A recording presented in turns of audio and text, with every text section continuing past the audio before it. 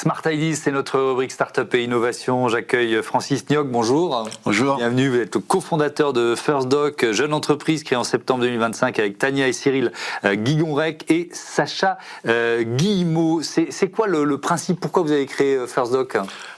Alors FirstDoc, c'est parti d'un problème que j'ai eu, enfin pas moi vraiment, mais plutôt ma maman, qui a eu un souci de santé cet été. Son médecin savait pas trop ce qu'elle avait, mais il lui a demandé quand même de prendre un rendez-vous chez un cardiologue. Sauf que le cardiologue lui donne un rendez-vous seulement 4 mois après. Ouais, on l'a tous vécu ça. Hein. Voilà, autant dire qu'elle avait le temps d'avoir une crise cardiaque 10 fois. Hein. Ouais.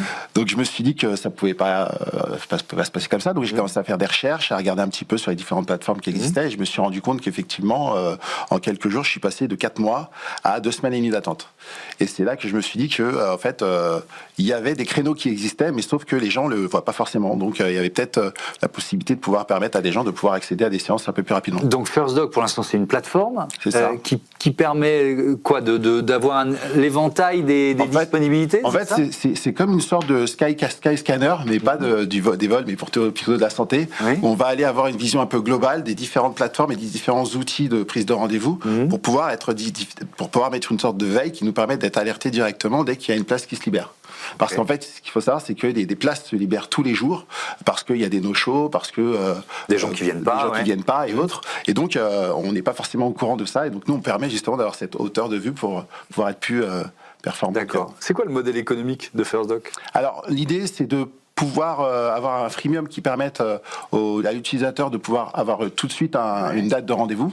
Après, l'idée, c'est quand même de faire en sorte qu'il paye le moins possible. Donc ensuite, il y aura une version premium qui sera d'une quinzaine ou vingtaine d'euros par an, qui permettra justement de pouvoir faire des multi-requêtes et des alertes, justement, pour pouvoir avoir une meilleure date à chaque fois que celle qui est proposée. Il n'y a pas de participation des professionnels de santé dans ce modèle?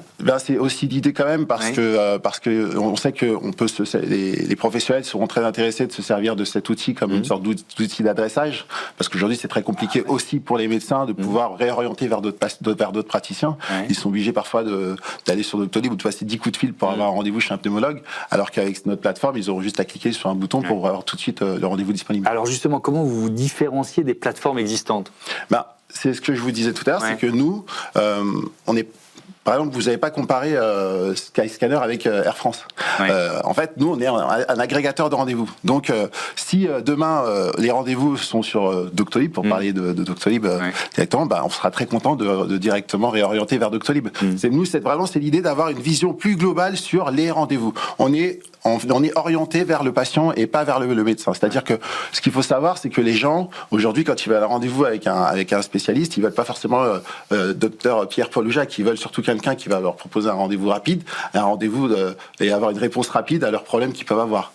Et justement, vous avez, alors c'est sans doute trop tôt, septembre de cette année, pour répondre à la question, mais modéliser un peu le gain de temps que vous pouvez proposer, c'est-à-dire que le délai d'attente moyen, ça doit dépendre des spécialités, etc. Et puis ce que vous pouvez. Ça dépend beaucoup des spécialités, effectivement, mais on se rend compte qu'effectivement qu'on réduit les délais de 60-70% facilement, parce que justement, nous, on va avoir cette hauteur de vue qui va nous permettre de voir sur les autres plateformes ce qui se passe.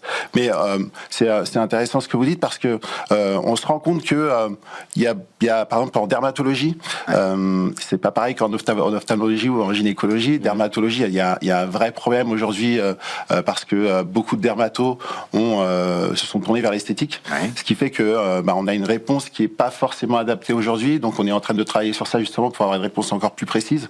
Mais c'est vrai que on réussit quand même à réduire les délais de moins 60%. Quels freins vous rencontrez ou vous avez rencontré pour créer FirstDoc?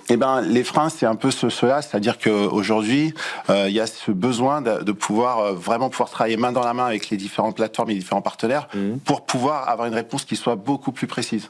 Parce qu'on se rend compte qu'effectivement, c'est ce que je disais par rapport au dermato, on peut se retrouver parfois à donner un rendez-vous, mais que ce rendez-vous finalement ne matche pas parce que le dermato ne va pas forcément faire de la vénérologie, mais il va plus être dans l'esthétique ou des choses comme ça. Donc là, il nous faut être un peu plus précis, et pour ça, il faut qu'on puisse vraiment aller plus loin dans le partenariat avec les plateformes qui sont en place aujourd'hui. Merci beaucoup et bon vent à FirstDoc. FirstDoc.fr. FirstDoc.fr, le message complet est passé. Je vous dis à demain pour un nouveau Smart Impact, et je remercie Nathalie Croiset, la coordinatrice éditoriale, Alexis Mathieu à la production, le réalisateur Loïc Allègre et Alban Jacquin au son. Salut!